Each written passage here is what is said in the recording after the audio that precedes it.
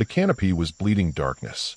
Sergeant Major Eric Blackwell's vision tunneled to a single point, a shaft of dying light cutting through 100-foot mahogany trees. His left femur was compound fractured, bone white against mud black.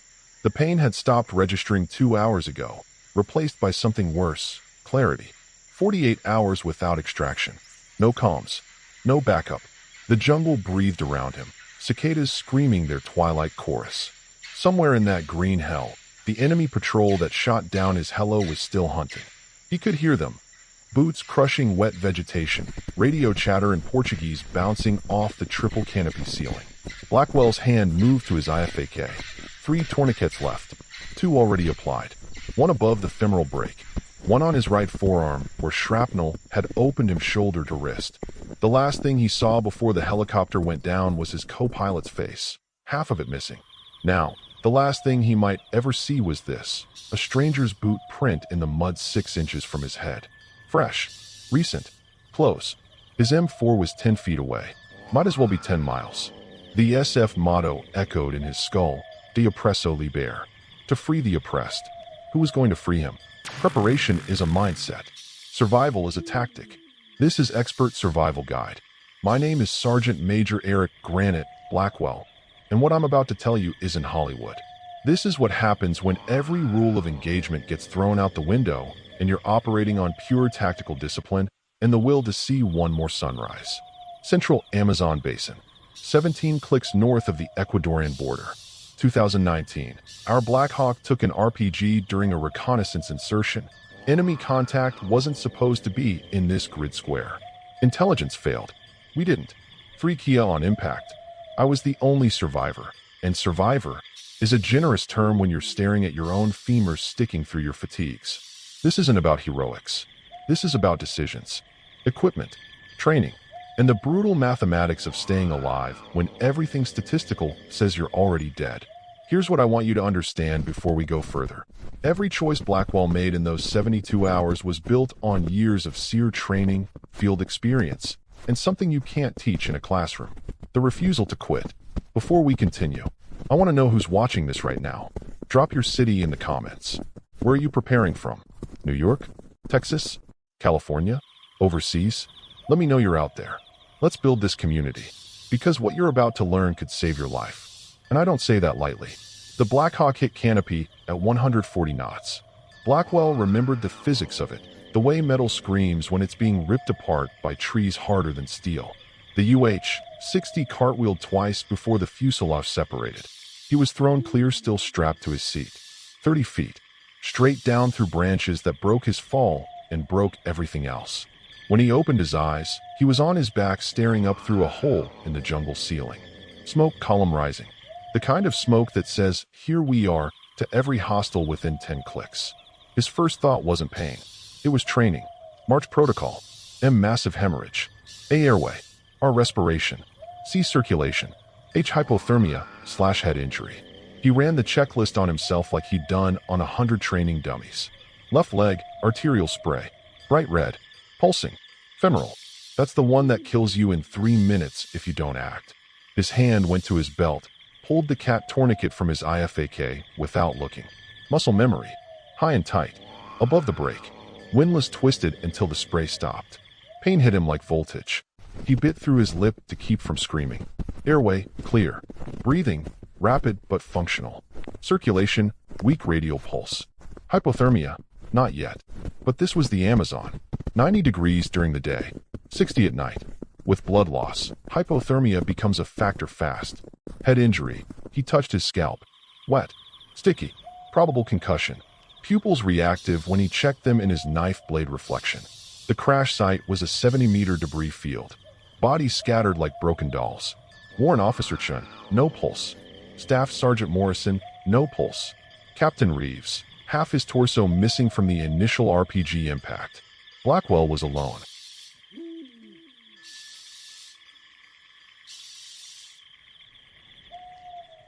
And then he heard them. Voices. Spanish. Portuguese. Radio squelch. The enemy QRF was already moving toward the crash site. Standard doctrine. Secure the wreckage. Capture survivors. Exploit intelligence. He had maybe 10 minutes before they arrived. His right arm was leaking badly, shrapnel laceration from shoulder to wrist. Not arterial, but close. He applied a second tourniquet. Now he had 2 limbs with timers on them. Tourniquets buy you time, but after 2 hours the tissue starts dying. After 6 hours, you're looking at amputation. He crawled. 10 feet felt like 10 miles. His M4 was partially buried under debris. He cleared it. Checked the chamber. Wet. Muddy. He field stripped it in 40 seconds. Cleared the barrel with his fingers. Reassembled. 17 rounds in the mag. No spare mags. His sidearm. SIG M17, 11 rounds. 28 rounds total. The enemy patrol was getting louder. Blackwell made a decision. He couldn't fight. Not with compound fractures and blood loss. He needed to evade. But he also needed to survive the next 12 hours, and that meant addressing the biggest threat, infection. The Amazon jungle is a biological warfare zone. Every cut, every open wound is an entry point for parasites, bacteria, fungal infections that can kill you faster than bullets. His exposed femur was already crawling with insects. He pulled his last field dressing from his IFAK. Israeli bandage, pressure dressing. He packed the wound as best he could, wrapped it tight. Not sterile. Nothing out here was sterile. But it was barrier. It was something. Then he heard the first boot hit metal. Enemy troops at the crash site. He rolled into the undergrowth and disappeared. Let's pause the story here because what Blackwell just did in those first 12 minutes is textbook combat medicine under the worst possible conditions. March protocol breakdown. When you're hit and you're alone, you don't have time for panic. You have a checklist. March is taught to every special operations medic and should be burned into your brain if you operate in high-risk environments. Massive hemorrhage. Tourniquets first. Always. The CAT, Combat Application Tourniquet, is the gold standard. High and tight, above the wound.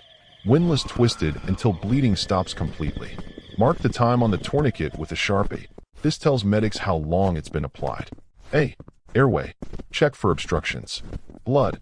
Vomit. Broken teeth. If you're conscious and breathing, you're probably clear. But head injuries can cause swelling. Monitor yourself. R. Respiration. Tension pneumothorax, collapsed lung, is a silent killer. If you have chest trauma and you're struggling to breathe, you need a chest seal. Blackwell didn't have chest trauma, so he moved on. C. Circulation. Check your pulse. Weak and rapid means shock. Blood loss. You need fluids, elevation, and to stop the bleeding you haven't stopped yet. H. Hypothermia/head injury.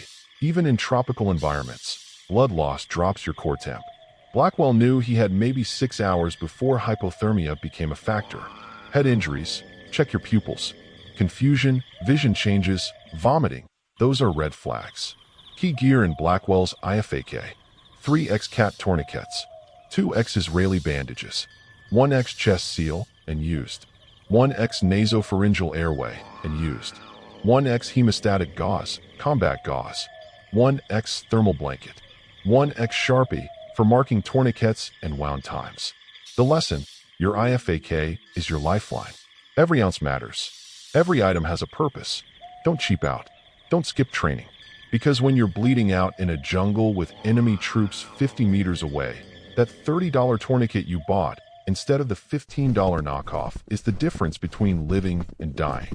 Blackwell's in the bush now, but he's got 2 tourniquets applied and a compound fracture.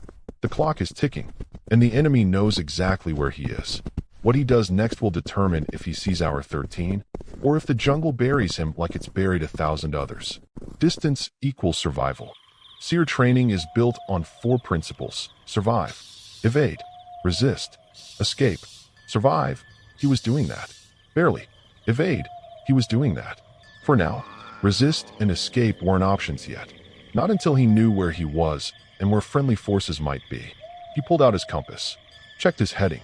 The last known friendly FOB was 70 clicks southeast, 70 kilometers. With a compound fracture, no food, and enemy patrols actively hunting him. Impossible. But Blackwell had built a career on doing impossible things. He'd start at first light. For now, he needed rest. He needed his body to allocate resources to healing instead of movement. He needed to trust his hide. He closed his eyes. The jungle screamed around him. Let's talk about pain management in survival situations because this is where a lot of people make fatal mistakes. The morphine decision. Blackwell waited hours before using his morphine. Why? Because opioids impair judgment. In combat or survival situations, you need to be sharp. Pain is a signal. It tells you what's damaged, what's getting worse, what needs attention. But there's a threshold. When pain becomes so severe that it prevents you from thinking, from planning, from executing necessary actions, that's when you medicate. Modern combat pain management. Morphine auto-injector, 10 milligrams dose, fast-acting, lasts 3 to 4 hours. Fentanyl lollipop, used by some SWF units, faster onset, shorter duration. Ketamine, increasingly common, provides pain relief without respiratory depression. For civilians, you won't have morphine, but you should have. Ibuprofen, anti-inflammatory, reduces swelling. Acetaminophen, pain relief without blood thinning. Never aspirin in trauma. It thins blood and worsens hemorrhage. Field splinting. Blackwell's improvised splint saved his leg. Here's how to do it. 1. Find 2 rigid objects longer than the fracture site. Branches, boards, trekking poles. 2. Pad them if possible, cloth, moss, leaves. 3. Position on either side of the fracture. 4. Secure with cord, cloth strips, or medical tape. 5. Immobilize the joints above and below the fracture. 6. Check circulation every 30 minutes. Pulse, color, temperature of extremity. The goal: prevent movement. Movement causes further tissue damage, increases bleeding, worsens pain. Thermal regulation in tropical environments. People think jungle equals hot and ignore hypothermia risk. Wrong. With blood loss, your core temperature drops. Shock sets in. You lose the ability to thermoregulate. Even at 60 degrees Fahrenheit, 15 degrees Celsius, a trauma victim can develop hypothermia. The space blanket was critical. It's 2 ounces in your kit, and it can save your life. Key gear check. Space blanket, $3 to $5, weighs nothing, mandatory. Paracord, 550 pounds test, used for splints, tourniquets, shelter. Waterproof lighter, fire is survival. Purification, warmth. Signaling, dawn breaks. Blackwell's been immobile for 8 hours. His tourniquets have been on for 14 hours. Tissue death is setting in. He needs to move. He needs water. And he needs to do both without being detected by the patrol that's now using dogs to track him. The clock just sped up. Day 2 began with the sound of dogs. Blackwell opened his eyes to pale dawn light filtering through triple canopy. His leg was on fire. The morphine had worn off 6 hours ago. His tourniquets had been applied for 16 hours. He could feel the tissue dying, a cold numbness creeping up from his extremities. Tourniquet protocol is clear. Loosen every 2 hours to allow blood flow, then reapply if bleeding continues. But Blackwell hadn't loosened them, because loosening them meant facing the possibility that the bleeding would restart and he wouldn't be able to stop it. Decision time. He unwrapped the tourniquet on his right arm first. The safer bet. Blood rushed back into the limb. Pins and needles multiplied by 1,000. The shrapnel wound started seeping, but not spraying. He packed it with the last of his hemostatic gauze. Combat gauze, impregnated with kaolin that accelerates clotting. Pressure. 5 minutes. The bleeding stopped. He rewrapped it with cloth torn from his undershirt. Not ideal, but the tourniquet was off. Blood flow restored. The leg was different. Femoral artery. Compound fracture. Exposed bone. When he loosened that tourniquet, he was gambling with his life. But if he didn't, he was guaranteeing amputation, if he even survived long enough for amputation to matter. He counted to 3. Loosened it. Blood welled up. Dark. Venous. Not the bright arterial spray from before. The wound had clotted internally. His body had done its job. He kept pressure on it. Repacked it. Left the tourniquet loose, but ready. If the bleeding restarted, he could reapply in seconds. It held. But now he had a new problem. Dehydration. 48 hours without water. His urine had turned dark amber yesterday. Now he wasn't urinating at all. His mouth was cotton. His thinking was getting fuzzy around the edges. Dehydration kills cognitive function before it kills you. And in the jungle, cognitive function is survival. He needed water. Now, the sound of running water was everywhere in the Amazon. Streams, creeks, runoff. But drinking untreated water was Russian roulette. Giardia. Cryptosporidium. Leptospirosis from animal urine. E. coli. Cholera if you were really unlucky. He found a stream 50 meters from his hide. Slow crawl, dragging his splinted leg. Every meter was negotiated with pain. The water was brown, tannin-stained from decomposing vegetation. He could see insects skating across the surface. This wasn't water. This was a biological hazard zone. But it was all he had. He filled his canteen, dropped 2 purification tablets. Iodine-based. Wait time, 30 minutes. He didn't have 30 minutes. The dogs were getting closer. He could hear handlers shouting commands in Portuguese. He waited 10 minutes. Drank half the canteen. The water tasted like pennies and decay. He forced it down. Then he heard the first dog break into a run. They'd found his blood trail. Blackwell's training kicked in. Evasion against tracking dogs requires one of 3 things. Water, to break scent. Elevation, to confuse ground scent. Or distance, to outpace them. He had none of those options. He couldn't run. Couldn't climb. The stream was too shallow to hide his scent. So he did the only thing left. He reversed course. Crawled back the way he came. Toward the crash site. Toward the enemy base of operations. Because that was the last place they'd expect him to be. The dogs passed his position. Handlers following. For men. AK pattern rifles. Radio operator calling in his suspected position. They were heading the wrong direction. Blackwell waited until the sounds faded. Then he moved laterally. Away from the stream. Away from the crash site. Into deeper jungle. His body was failing. He could feel it. The infection was setting in, fever. Chills despite the heat. His leg wound was hot to the touch. Angry red streaks radiating from the fracture site. Cellulitis. Blood infection. Without antibiotics, it would go septic in another 24 hours. Sepsis meant organ failure. Organ failure meant death. But he kept moving. Because that's what you do. You move until you can't. And then you move some more. He found another hide. This one in a deadfall. A massive tree that had collapsed and created a cavity beneath its root system. He pulled himself inside. Covered the entrance with debris. And then he allowed himself something he hadn't allowed since the crash. He thought about home. His daughter. 8 years old. Soccer practice on Saturdays. She'd made him a bracelet before his deployment. Paracord. Rainbow colors. He was still wearing it. His wife. 17 years. She'd been Army too. Retired now. She understood the job. Understood the risks. But understanding and accepting aren't the same thing. They'd have been notified by now. Helicopter down. Crew missing. Presumed Kia. She thought he was dead. Maybe he was. Maybe this was just the delay between the bullet and the fall. No. He crushed that thought. Drowned it.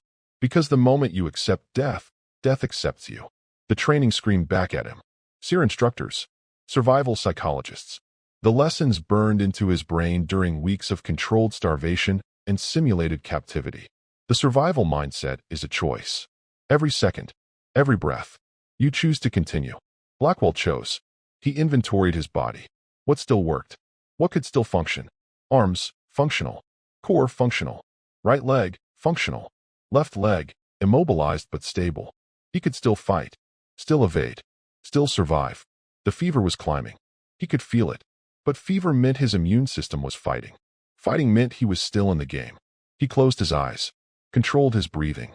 Let his body allocate energy to healing instead of panic. And he waited for nightfall. Water purification in survival situations is non-negotiable. Let's break down what Blackwell did and what you need to know. The dehydration timeline. 24 hours without water. Cognitive impairment begins. 48 hours. Severe dehydration. Dark urine. Dizziness. 72 hours. Organ damage risk. Confusion. Potential kidney failure. 96 plus hours. Death becomes likely. Blackwell was at the 48-hour mark. He had to drink. But drinking contaminated water comes with its own risks. Water purification methods, ranked by effectiveness. 1. Boiling, most effective.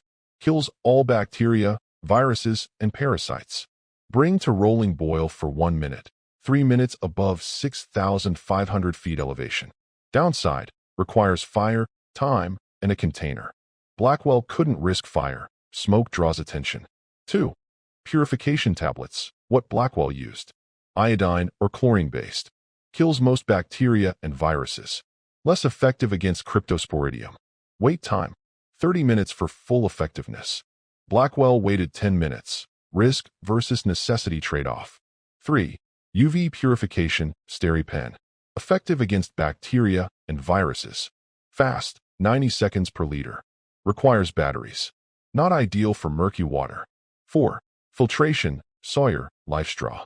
Removes bacteria and parasites. Does not remove viruses, usually not an issue in wilderness. Portable, lightweight. Can clog with sediment. Blackwell's mistake. Waiting only 10 minutes instead of 30. He knew the risk. But with dogs closing in, he made a tactical decision. Sometimes survival is about choosing which risk you can manage. Treating infection in the field. Blackwell's leg wound was infected. Here's what he was facing. Signs of infection. Redness spreading from wound, cellulitis. Heat at wound site. Fever and chills. Pus or discharge. Red streaks radiating from wound, lymphangitis, medical emergency. Field treatment without antibiotics. 1. Wound irrigation. Flush with clean water to remove debris. 2. Honey, if available natural antibacterial properties. 3. Maggot debridement. Sounds horrific, but sterile maggots eat dead tissue and secrete antibacterial compounds. Blackwell didn't have access to sterile maggots. 4. Heat. Warm compress can help draw infection to surface. 5. Hydration. Helps immune system function. The truth. Without antibiotics, a severe infection in the field is often fatal. Blackwell's only real hope was rescue before sepsis set in. Key gear for water purification. Purification tablets. 50-pack weighs 2 ounces, costs $10.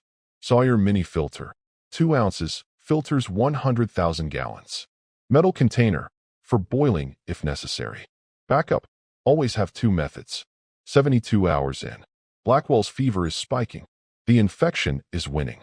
But then he hears something that changes everything. The distant thump of rotor blades. A search and rescue bird.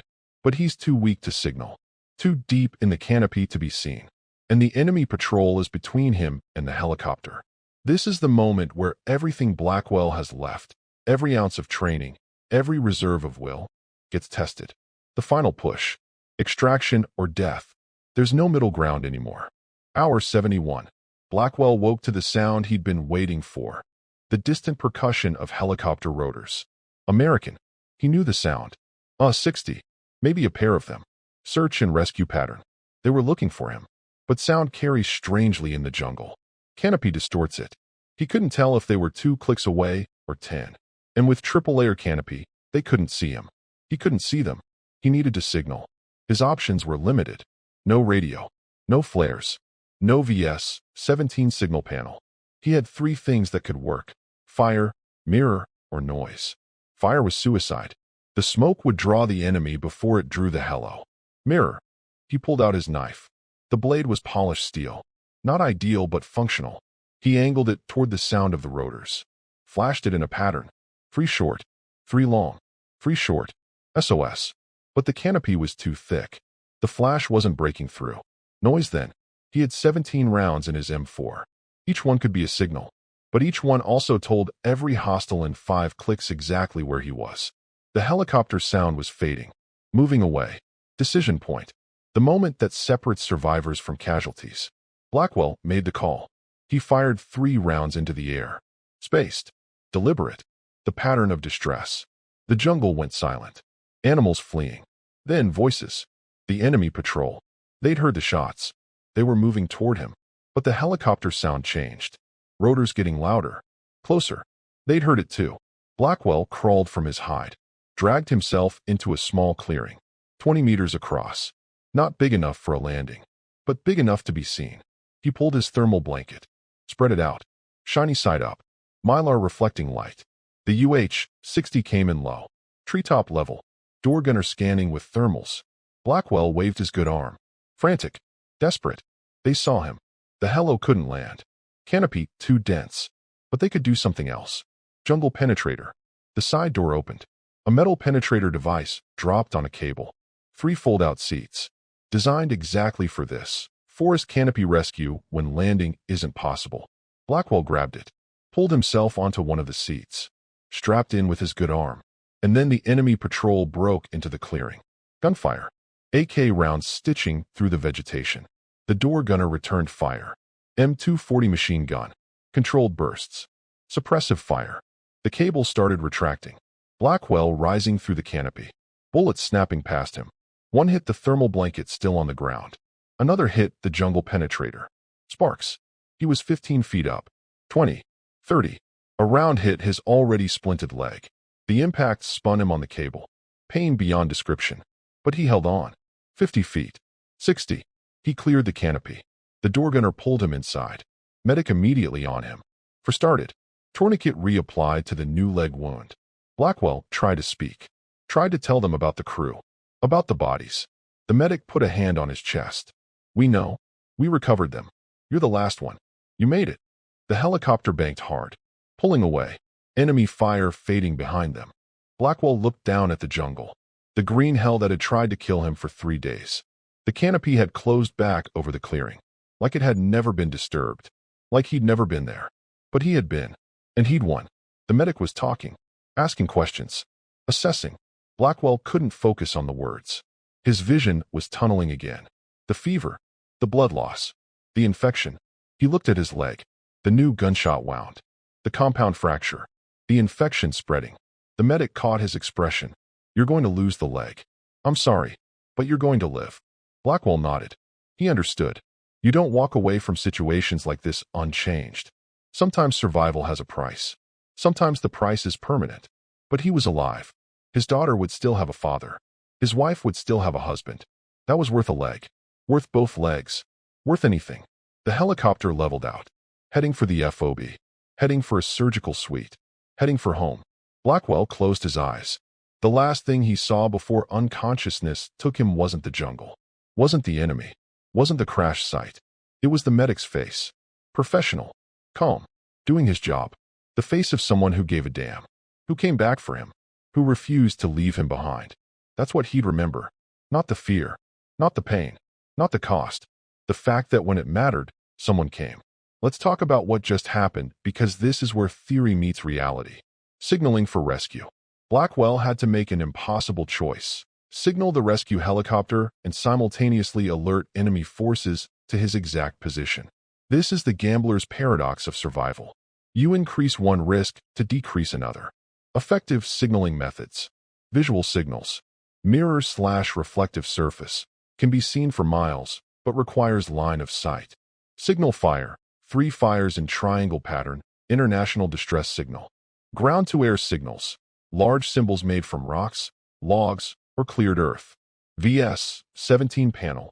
Orange/pink signal panel. Should be in every survival kit. Strobe light. Effective at night. Visible for kilometers. Audio signals. Whistle. 3 blasts. Repeat every minute. Universal distress signal. Gunfire. 3 shots space. Voice. Only effective in close range. Wastes energy. Improvised noise. Banging metal, rocks, anything that carries. Blackwell's choice analysis. He chose gunfire. Why? Because in dense jungle canopy, visual signals don't penetrate. The helicopter couldn't see a mirror flash through 100+ feet of vegetation. Fire takes time he didn't have. But sound travels. The risk calculation was brutal. Fire shots equals enemy knows exact position, 100% certainty. Fire shots equals hello might hear and investigate, 60% chance. Don't fire equals hello passes by, 100% certainty of being left behind. He chose the 60% chance over the 0% chance. That's tactical thinking under pressure. Jungle penetrator system. The device that saved Blackwell's life is a specialized piece of SERE equipment. Here's what you need to know. Design. 3 fold-out seats on a weighted penetrator. Capacity. Up to 3 personnel. Deployment. Dropped on steel cable through dense canopy. Usage. Victim straps in. Signals ready. Cable retracts. Altitude limitation. Can penetrate up to 200 feet of canopy. This system was developed specifically for Vietnam-era jungle rescues and is still in use today. It's the difference between, we see you but can't land, and we're getting you out. The cost of survival. Blackwell lost his leg. Let's talk about why this matters and what it teaches us. Medical reality. After 72 hours with compound fracture exposed to tropical environment, infection spreading, cellulitis sepsis, multiple gunshot wounds, prolonged tourniquet application, Tissue necrosis from restricted blood flow. Amputation wasn't punishment. It was life-saving. The infection had spread too far. The tissue was dying. Keeping the leg meant risking septic shock and death. The survivor's mindset. When the medic told Blackwell he'd lose the leg, his response was acceptance. Not defeat. Not despair. Acceptance. Because he understood the equation. Lose the leg equals live, see family, continue serving, even in diminished capacity. Keep the leg equals die from sepsis within 48 hours. That's not a hard choice. That's mathematics. Modern prosthetics for veterans. Today's combat amputees have access to technology that would seem like science fiction 20 years ago. Microprocessor-controlled knees. Myoelectric interfaces, nerve-controlled. Running specific prosthetics. Military members return to active duty with prosthetics. Blackwell's story doesn't end with amputation. It's a chapter, not the final page. Key survival lessons from Blackwell's 72 hours. March protocol saves lives. Massive hemorrhage first, always. Tourniquets by time, but understand the 2-hour cycle. Pain management is tactical. Medicate when pain prevents action. Water is non-negotiable. Dehydration kills cognition before it kills you. Evasion requires creativity. Sometimes you move toward danger to survive. Signaling requires risk. The safe choice is often the fatal choice. Survival has costs, but the cost of giving up is always higher. Gear that mattered. Let's itemize what kept Blackwell alive. Critical equipment. CAT tourniquets. X $330 each equals $90 total. IFAC contents. $150. Benchmade Nimravis knife. $180. Compass. $40. Waterproof lighter. $15. 550 paracord. $10. Space blanket. $3. Water purification tablets. $10. Total investment in survival gear, $500. Return on investment, his life. This is why we don't cheap out. This is why we train. This is why preparation isn't paranoia, it's responsibility. Here's what most people don't understand about military rescue operations. When Blackwell fired those 3 shots, he activated a chain of events that put dozens of lives at risk. The helicopter crew, the door gunners, the pilots, the combat search and rescue team that planned the mission. They came anyway. Not because it was safe. Not because it was easy. Because that's the code. No one gets left behind. But here's the part that matters for you. Watching this video from wherever you are in the world. In a true survival situation, rescue might not come. Blackwell had the advantage of being active duty military. The U.S. military has a doctrine: we recover our people. But if you're a civilian hiker who breaks a leg in the backcountry, if you're a hunter who gets separated from your group, if you're a prepper who encounters a crisis, you might be your own rescue. That's why this training matters. That's why we study these stories. Not to glorify suffering, but to understand the mechanics of survival. The survivor's trifecta. Knowledge, training, skills, understanding of principles. Equipment, the right gear, properly maintained. Mindset, the refusal to quit when quitting seems rational. Blackwell had all 3. That's why he's alive. You need all 3. That's why you're here. If you made it this far, you're serious about survival. You're not here for entertainment. You're here for education. Here's what I need you to do. Comment below, what was the biggest tactical lesson you learned from Blackwell's story? Is it the march protocol? The tourniquet timing? The signaling decision? Tell me. Check your gear, right now. Today. Go through your IFAK, your bug-out bag, your EDC. What's missing? What's expired? What needs upgrading? Get trained. Gear without training is just expensive weight. Find a Stop the Bleed course. Take a wilderness first aid class. Learn to use that tourniquet before you need it. Share this video. Someone in your life needs this information. Maybe they don't know it yet, but the day might come when they remember this story, and it saves them. Subscribe to Expert Survival Guide if you haven't already. We're building a community of people who understand that preparation isn't about fear. It's about responsibility. Hit that notification bell, because the next video might cover the exact skill you need 6 months from now. Sergeant Major Eric Granite Blackwell retired from active duty in 2021. He runs a SERE training program for special operations candidates. He's married. His daughter plays college soccer now. He hikes. He hunts. He lives a full life. With a prosthetic leg and a story that proves one undeniable truth. Your body can fail. Your equipment can fail. Your plan can fail. But if your mind refuses to fail, you survive. Preparation is a mindset. Survival is a tactic. This is Expert Survival Guide. Stay sharp. Stay ready. Stay alive.